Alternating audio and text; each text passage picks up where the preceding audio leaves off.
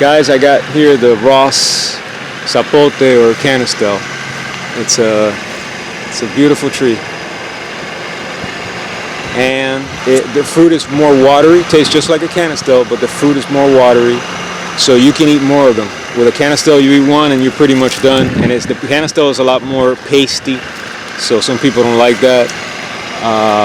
But this one, definitely, you can eat more of them. They have the same taste, but like I said, it's more watery, so you can eat multiple ones, and it doesn't feel as pasty in your mouth. And they taste delicious. I mean, I actually prefer this one. These are some that fell. You see right here.